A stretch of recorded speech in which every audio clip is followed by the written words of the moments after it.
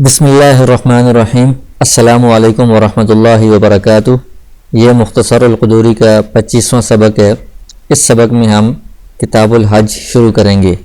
پہلے آپ اس سبق کی عبارت دیکھ لیں۔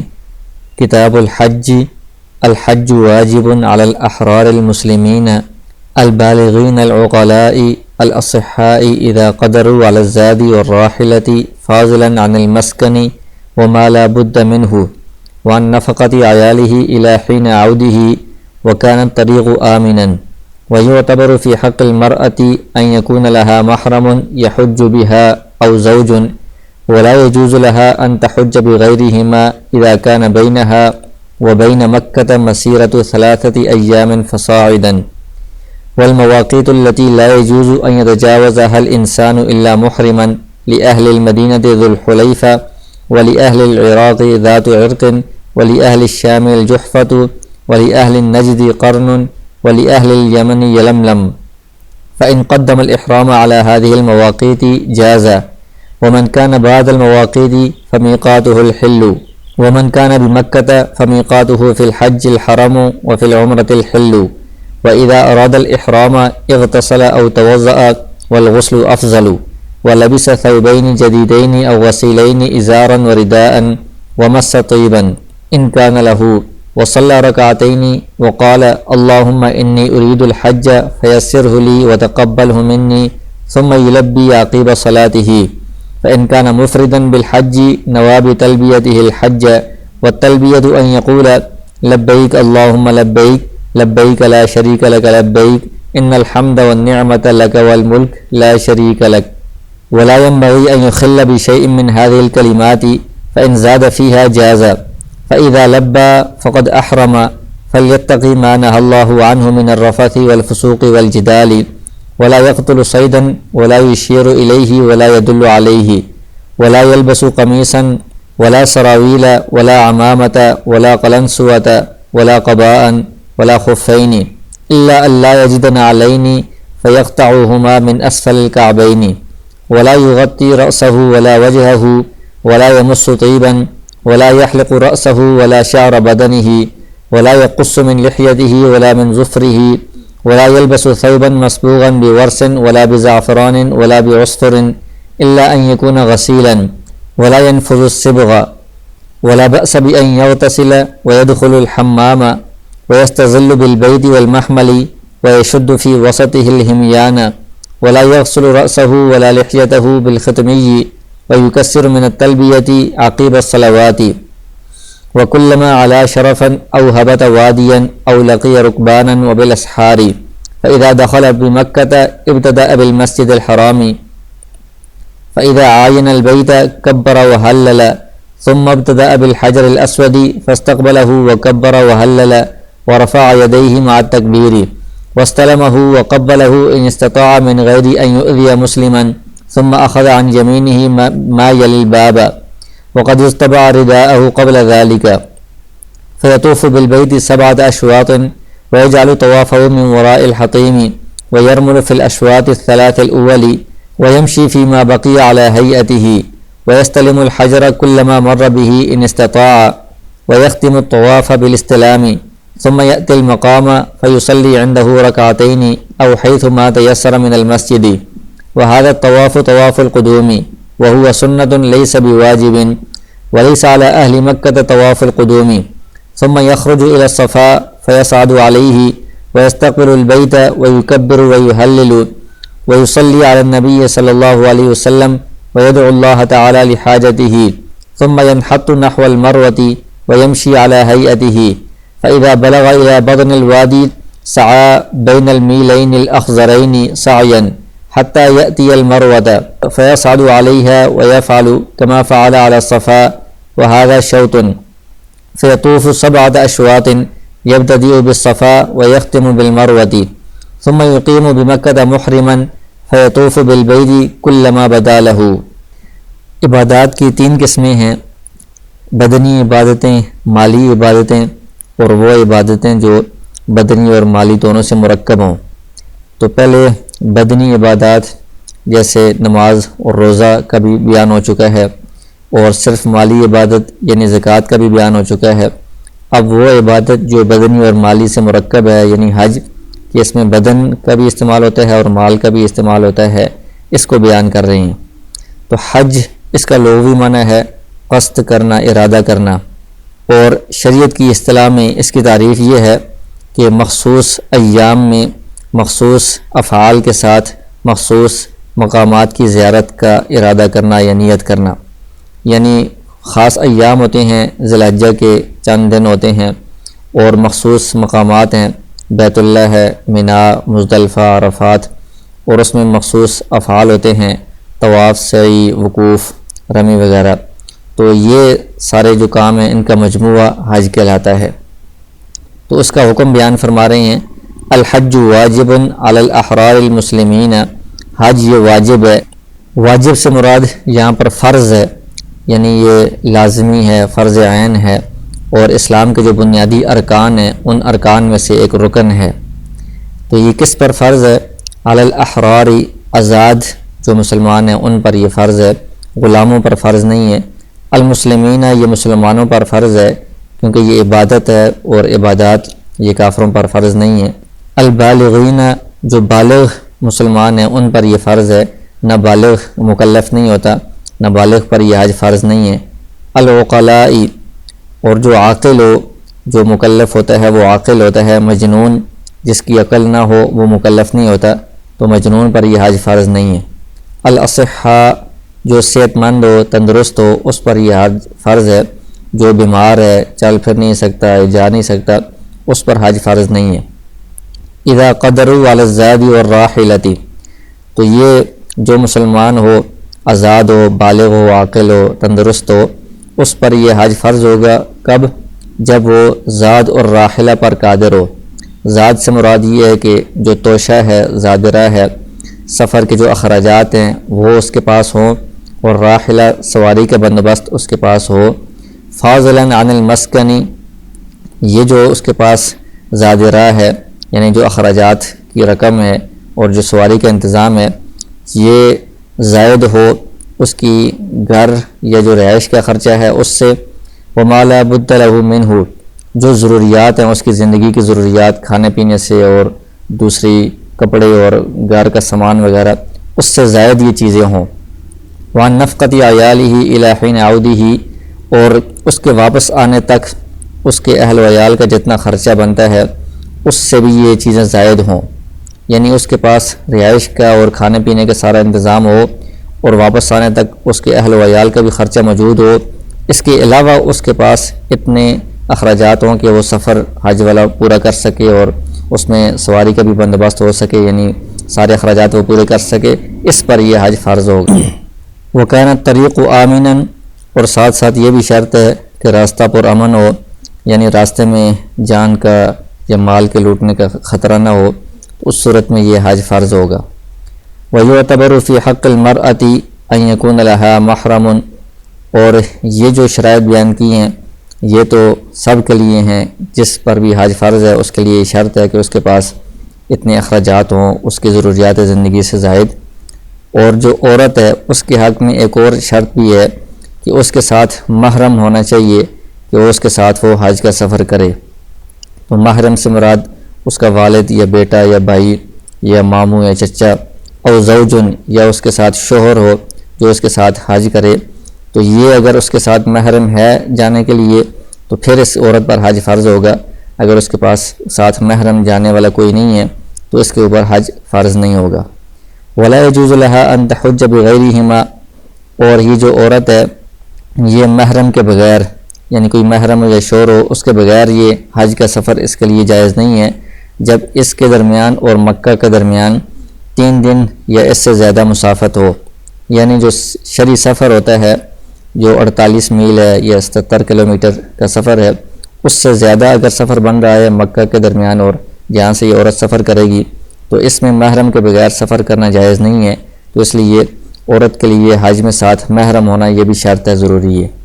آگے حج کے احکام بیان کرنا شروع کر رہے ہیں۔ والمواقیت التي لا يجوز ان يتجاوز الانسان الا محرما، کہ کوئی بھی بندہ حج کے لیے جب جاتا ہے تو اس کے لیے احرام باندھنا ضروری ہوتا ہے، تو کچھ جگہ مقرر ہیں کہ ان جگہوں سے آگے کوئی بندہ جائے تو احرام باندھ کر ہی جا سکتا ہے، بغیر احرام کی ان جگہوں سے آگے گزرنا، تجاوز کرنا یہ جائز نہیں ہے۔ تو وہ جگہ کون سی ہیں؟ تو اس کے لیے پہلے آپ یہ سمجھیں کہ حج کرنے والے لوگ 3 قسم کے ہوتے ہیں، یعنی جو لوگ بھی مکہ مکرمہ میں جا رہے ہیں وہ 3 اقسام پر مشتمل ہوں گے، یا تو وہ آفاقی ہوں گے، یا حلی ہوں گے، یا اہل حرم ہوں گے۔ تو سب سے پہلے جو آفاقی ہیں ان کی میقات کو بیان کر رہے ہیں کہ وہ کہاں سے احرام باندھیں گے۔ تو اس کے لیے فرمایا کہ لِأَهْلِ الْمَدِينَةِ ذُو الْحُلَيْفَةِ، مدینہ والے اگر وہ مکہ مکرمہ میں آ رہے ہیں حج کے لیے یا عمرے کے لیے، تو وہ ذو الحلیفہ ایک مقام ہے، وہاں سے پہلے احرام باندھنا ضروری ہوگا، وہاں سے آگے بغیر احرام کے ان کا تجاوز کرنا گزرنا جائز نہیں ہے۔ اور جو عراق والے ہیں ان کے لیے ذات عرق یہ جگہ ہے، میقات ہے، شام والوں کے لیے جحفہ ہے، نجد والوں کے لیے قرن ہے، اور یمن والوں کے لیے یلملم ہے۔ اور ان علاقوں کے پیچھے جتنے بھی علاقے ہیں، جو علاقوں والے بھی ان علاقوں سے گزر کر آگے آ رہے ہیں تو ان کے لیے یہ والی میقات ہوں گی۔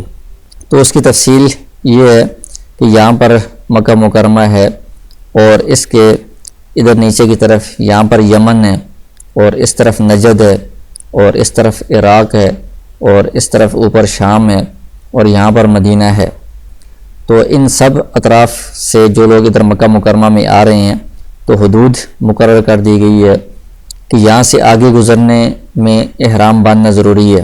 تو وہ حدود یہ ہے کہ ادھر نیچے یمن کا علاقہ ہے، اس طرف سے جو لوگ آئیں گے تو یلملم یہ مقام ہے، یہاں سے آگے بغیر احرام کے گزرنا جائز نہیں ہے۔ ادھر مدینہ منورہ سے جو لوگ آئیں گے تو ذو الحلیفہ مقام ہے، یہاں سے آگے احرام کے بغیر گزرنا درست نہیں ہے۔ اس طرف شام کا علاقہ ہے، شام سے جو لوگ آئیں گے تو ادھر جحفہ سے آگے بغیر احرام کے گزرنا جائز نہیں ہے، جحفہ سے پہلے وہ احرام باندھیں گے۔ ادھر عراق والے ہیں وہ ذات عرق سے، اور ادھر نجد والے ہیں وہ قرن المنازل یہ جگہ ہے۔ تو یہ میقات کی حدود ہیں، ان سے باہر جتنے بھی لوگ رہتے ہیں ان کو آفاقی کہا جاتا ہے۔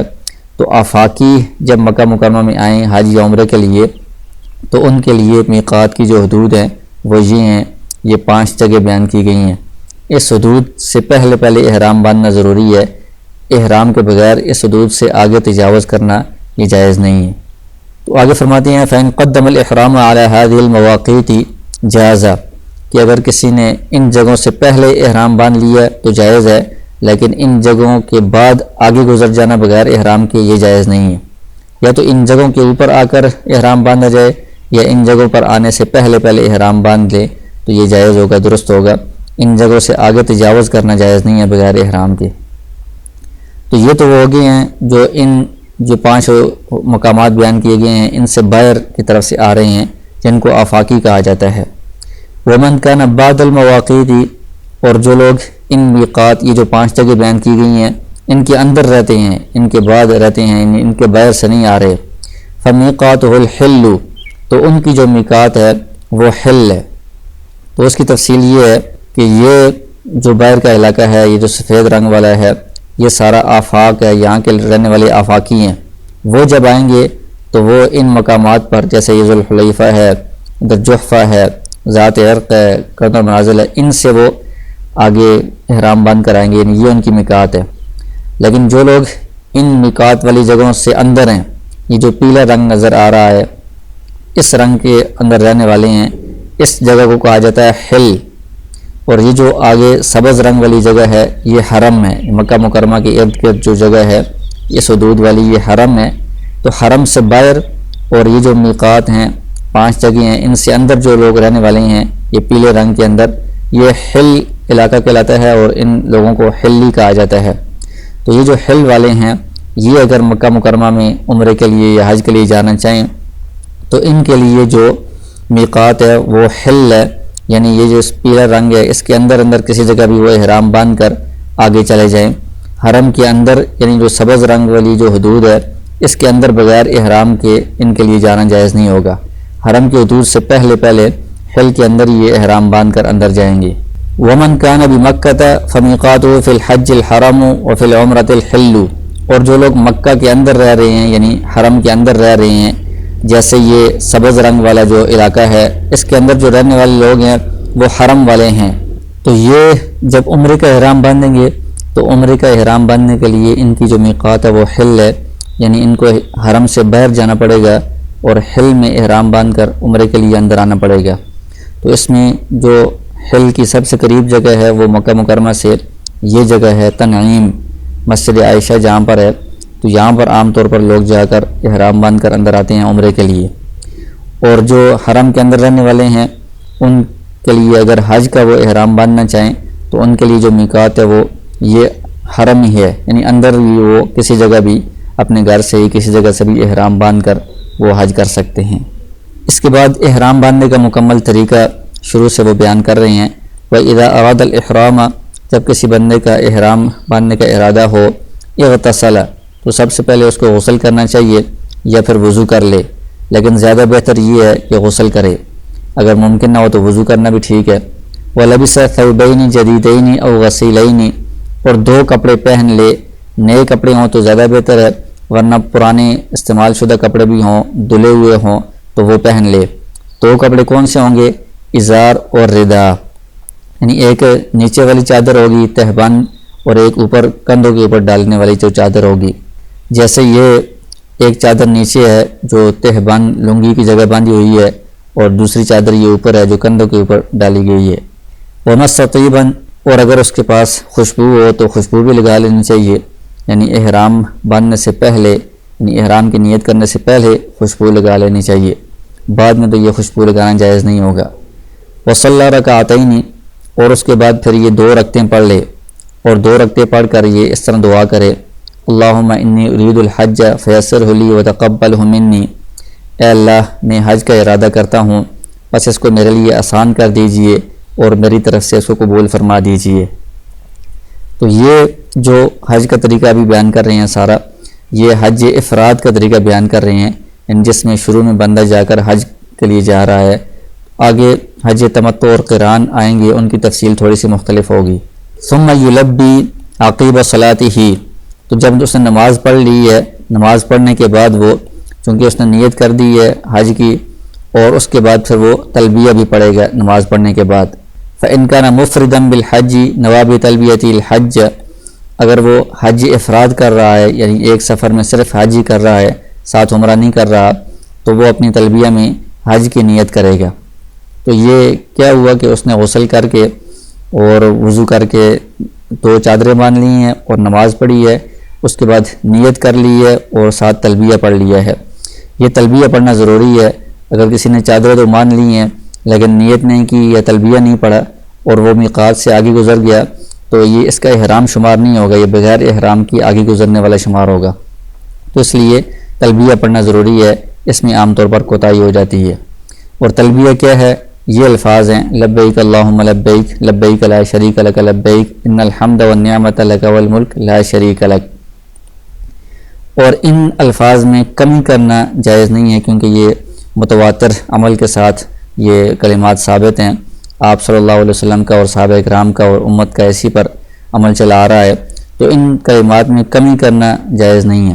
اذا زاد فیہا جازہ، لیکن اگر ان میں کچھ اضافہ کر دے، کوئی اور کلمات بھی کسی حدیث سے یا کسی صحابی سے ثابت ہوں، ان کا اضافہ کر دیں تو یہ جائز ہے۔ فَإِذَا لَبَّى فَقَدْ أَحْرَمَ، جب کسی نے چادریں باندھ لی ہیں، اس کے بعد اس نے نیت کی ہے اور تلبیہ پڑھ لیا ہے، تو گویا کہ اب اس کا احرام شروع ہو گیا ہے۔ اب اس احرام کی جو پابندیاں ہیں وہ اس پر لازم ہو جائیں گی۔ فَلْيَتَّقِ مَا نَهَى اللَّهُ عَنْهُ، لہذا جن چیزوں سے اللہ تعالیٰ نے منع کیا ہے احرام کی حالت میں ان سے بچنا چاہیے۔ رفث والفسوق والجدال، کوئی جماع وغیرہ کی بات، بے حیائی کی بات کرنا، فسوق کوئی بھی کسی قسم کا گناہ کرنا، جدال لڑائی جھگڑے کی کوئی بات کرنا، ان چیزوں سے بچے۔ اور اس کے علاوہ جو احرام کی پابندیاں ہیں کہ اس حالت میں وہ شکار نہیں کر سکتا، ولا یقتل صیدا، شکار کو قتل نہ کرے، ولا یشیر الیہ، شکار کی طرف اشارہ بھی نہیں کر سکتا، ولا یدل علیہ، اور نہ ہی کسی اور کو اس شکار کے اوپر دلالت کرے، کسی اور کی رہنمائی کرے کہ فلان جگہ پر شکار ہے، تو شکار کے بارے میں اس طرح کی کوئی بات نہیں کر سکتا۔ ولا یلبس قمیصا، اور قمیص نہیں پہن سکتا، یعنی سلا ہوا کپڑا کوئی بھی نہیں پہن سکتا۔ ولا سراویل، اسی طرح شلوار بھی نہیں پہن سکتا، عمامہ بھی نہیں پہن سکتا کیونکہ سر کو ڈھانپنا ممنوع ہے، اور ٹوپی بھی نہیں پہن سکتا۔ قبا، یہ بھی سلا ہوا ہوتا ہے، اس کو بھی نہیں پہن سکتے۔ اسی طرح موزے بھی نہیں پہن سکتے کیونکہ وہ بھی سلے ہوئے ہوتے ہیں اور پاؤں کی جو ہڈی ہے درمیان والی اس میں چھپ جاتی ہے، حالانکہ اس کو ننگا کرنا ضروری ہے۔ اللہ یجد نعلین فیقطعہما من اسفل الکعبین، البتہ اگر کسی کے پاس جوتے نہیں ہیں، موزے ہی ہیں صرف، تو موزوں کو وہ اوپر سے کاٹ دے، یعنی جو ٹخنے ہیں اور جو پاؤں کے درمیان والی ہڈی ہے وہ ننگی ہو جائے، نیچے سے جو حصہ ہے وہ صرف رہ جائے، تو ان کو پھر پہننا درست ہوگا۔ ولا یغطی رأسہ ولا وجہہ، مرد جو ہیں وہ اپنے سر کو بھی نہیں ڈھانپیں گے اور چہرے کو بھی نہیں ڈھانپیں گے، یعنی سر بھی ان کا کھلا رہنا ضروری ہے، چہرہ بھی کھلا رہنا ضروری ہے۔ ولا یمس طیبا، خوشبو نہیں لگائیں گے۔ ولا یحلق رأسہ، سر کے بالوں کو بھی نہیں منڈوائیں گے۔ ولا شعر بدنہ، بدن کے کسی حصے کے بھی بال کاٹنا جائز نہیں ہے احرام کی حالت میں۔ ولا یقص من لحیتہ، داڑھی میں سے کوئی بال کاٹنا توڑنا جائز نہیں ہے۔ اسی طرح ناخن کاٹنا یہ بھی جائز نہیں ہے۔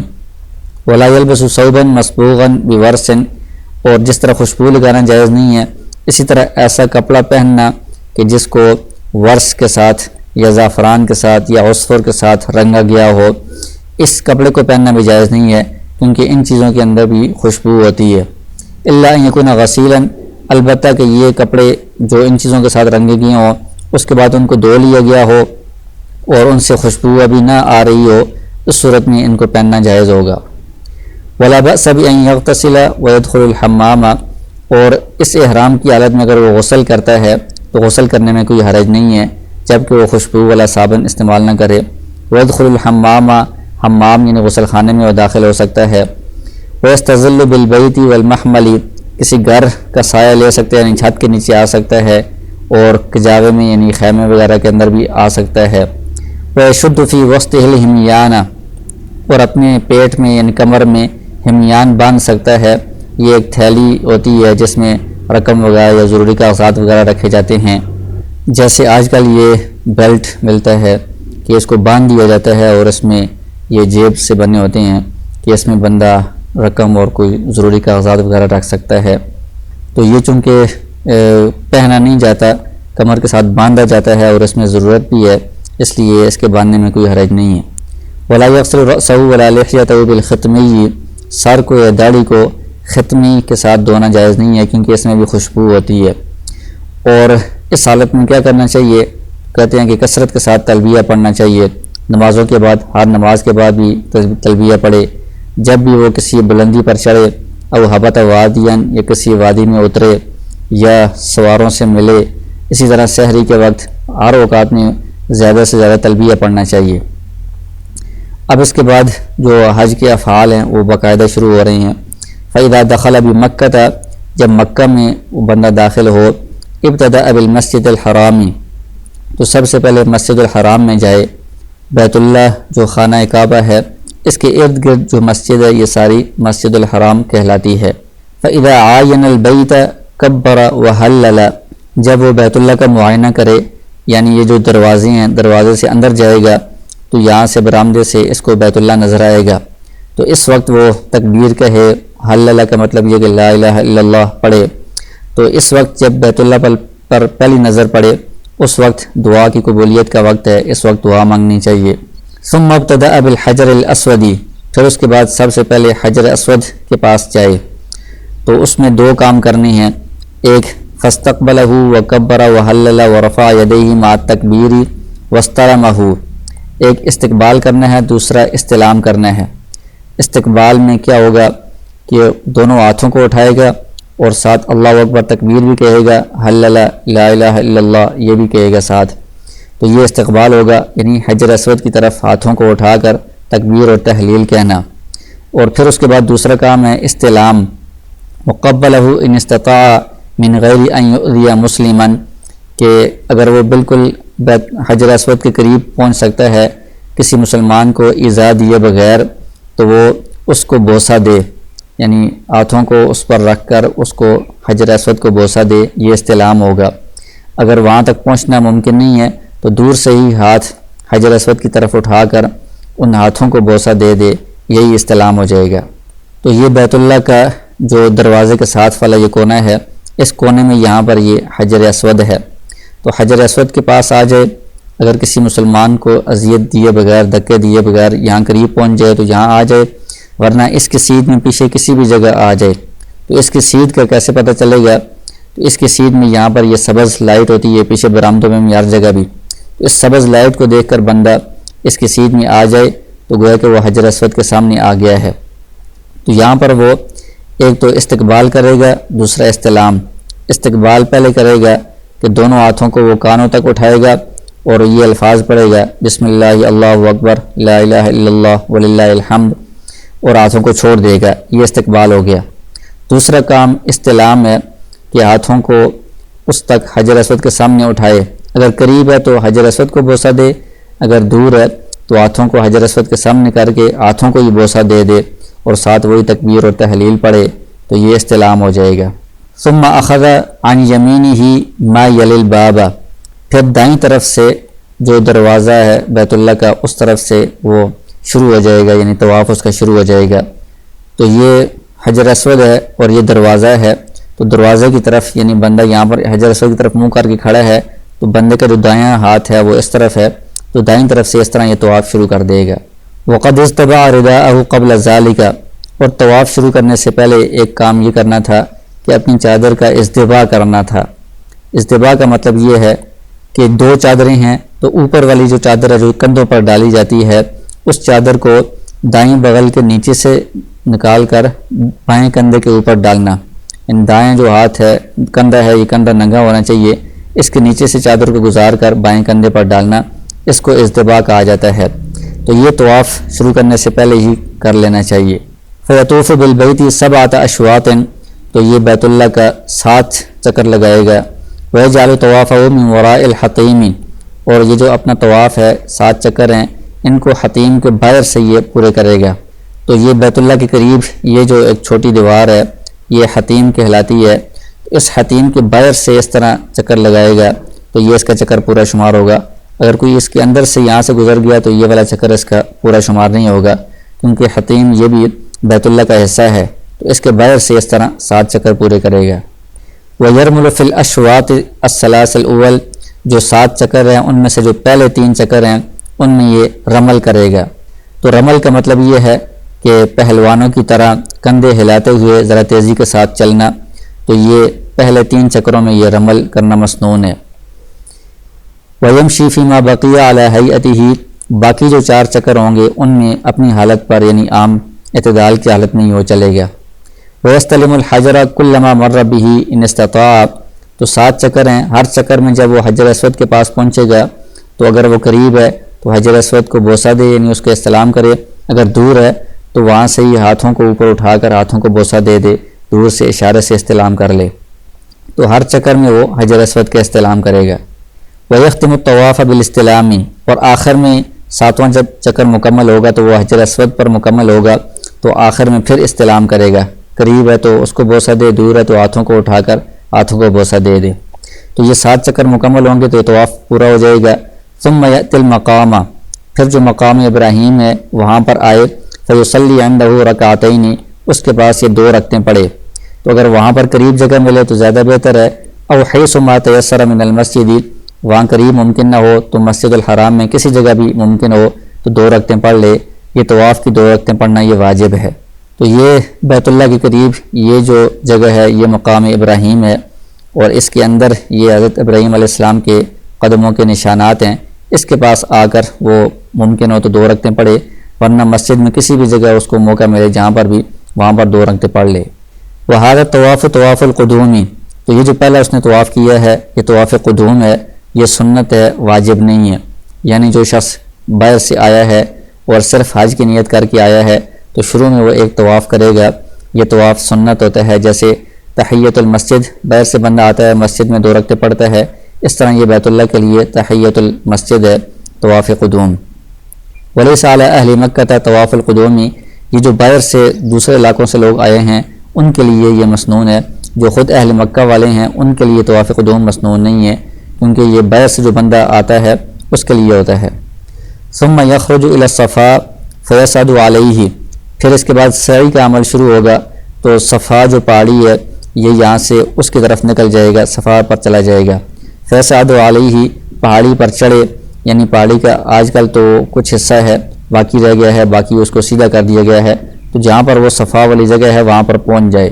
وَيَسْتَقْبِلُ الْبَيْتَ وَيُكَبِّرُ وَيُهَلِّلُ وَيُصَلِّي عَلَى النَّبِيِّ صلی اللہ علیہ وسلم، تو صفا پہاڑی پر چڑھ کر وہ بیت اللہ کی طرف رخ کرے اور تکبیر کہے اور تحلیل یعنی لا الہ الا اللہ پڑھے اور درود شریف پڑھے، وَيَدْعُ اللَّهَ تَعَالَى لِحَاجَتِهِ، اور اپنی حاجتوں کو اللہ تعالیٰ سے مانگے یعنی دعا کرے، تو یہ دعا کی قبولیت کا ایک موقع ہے۔ تو یہ بیت اللہ کے ایک طرف یہ جو لمبا برآمدہ بنا ہوا ہے 3-4 منزلوں والا، یہ ایک طرف صفا ہے اور دوسری طرف مروہ ہے، یہ درمیان میں سعی کی جگہ ہے۔ تو یہاں سے وہ جب طواف اس کا مکمل ہوگا تو ادھر صفا پر آ جائے گا، اور یہ اس کا پہاڑی کا کچھ حصہ باقی ہے، تو یہاں پر قریب آ کر وہ کھڑا ہوگا، ادھر وہ بیت اللہ کی طرف رخ کر کے تسبیح اور تکبیر اور درود پڑھے گا اور ساتھ ساتھ دعا بھی کرے گا۔ ثم ينحط نحو المروة ويمشي على هيئته، پھر وہ یہاں سے مروہ کی طرف اترنا شروع ہو جائے گا، چلنا شروع ہو جائے گا اور اپنی حالت پر چلے گا، اعتدال میں چلے گا، درمیانی چال میں چلے گا۔ تو یہاں سے صفا پر ہے، صفا سے یہاں سے دائیں طرف سے مروہ کی طرف راستہ جا رہا ہے، تو یہاں سے مروہ کی طرف چلنا شروع کر دے گا، عام حالت میں درمیانی چال میں چلے گا۔ فَإِذَا بَلَغَ إِلَى بَطْنِ الْوَادِي سَعَى بَيْنَ الْمِيلَيْنِ الْأَخْضَرَيْنِ، جب وہ وادی کے درمیان میں پہنچے یعنی صفا اور مروہ کے درمیان میں، تو جو 2 سبز ستون ہیں ان کے درمیان میں تھوڑا سا وہ بھاگے گا، دوڑے گا۔ تو درمیان میں یہ سبز لائٹیں لگی ہوئی ہیں، ایک یہ جگہ اور ایک یہ جگہ ہے، ان کے درمیان جو جگہ ہے یہاں پر وہ تھوڑا تیز دوڑے گا، تیز بھاگے گا۔ حتی یأتی المروۃ، یہاں تک کہ وہ مروہ میں پہنچ جائے۔ فیصعد علیہا ویفعل کما فعل علی الصفا، تو مروہ پہاڑی پر بھی چڑھ کر وہ اسی طرح کرے گا جس طرح صفا پر کیا تھا، یعنی وہ تسبیح اور تکبیر اور تحلیل اور درود پڑھے گا اور دعا کرے گا۔ تو یہ مروہ پہاڑی کا کچھ حصہ ہے، یہاں پر بھی پہنچ کر بیت اللہ کی طرف رخ کر کے تکبیر اور تحلیل اور درود پڑھ کے پھر دعا کرے گا۔ تو یہ صفا سے مروہ تک پہنچنا یہ اس کا ایک چکر مکمل ہو گیا ہے۔ وَهَذَا شَوْطٌ، یہ ایک چکر مکمل ہو گیا ہے۔ فَيَطُوفُ 7 أَشْوَاطٍ، تو اس طرح وہ 7 چکر مکمل کرے گا۔ يَبْتَدِئُ بِالصَّفَا، صفا سے اس کا پہلا چکر شروع ہوا ہے۔ يَخْتِمُ بِالْمَرْوَةِ، تو 7واں چکر جو ہے وہ مروہ پر جا کر ختم ہوگا۔ تو یہاں سے صفا سے ادھر مروہ تک یہ ایک چکر ہو گیا ہے، پھر مروہ سے صفا تک یہ دوسرا چکر ہوا ہے، پھر اس طرح تیسرا، چوتھا، اس طرح کرتے کرتے مروہ پر 7واں چکر مکمل ہو جائے گا، تو یہ 7 چکر ہو جائیں گے۔ تو اس طرح یہ صحیح بھی مکمل ہو جائے گی۔ ثم یقیم بمکہ محرما، اس کے بعد وہ اسی احرام کی حالت میں، چونکہ اس نے یہ حج کا احرام باندھا ہوا ہے اور حج کے ایام ابھی شروع نہیں ہوئے، تو حج کے ایام شروع ہونے تک یہ احرام نہیں کھول سکتا، تو اسی احرام کی حالت میں یہ مکہ میں مقیم رہے گا۔ فیطوف بالبیت کلما بدا لہ، جب بھی اس کو موقع ملے تو یہ بیت اللہ کا طواف کرتا رہے، یہ نفلی طواف ہوگا، یعنی وہ 7 چکر لگائے گا اور اس کے بعد 2 رکعتیں پڑھ لے گا۔ تو جب بھی اس کو موقع ملے وہ زیادہ سے زیادہ نفلی طواف کرتا رہے، اور اس کے بعد جب حج کے ایام شروع ہوں گے تو حج کا مکمل طریقہ انشاءاللہ اگلے سبق میں بیان ہوگا۔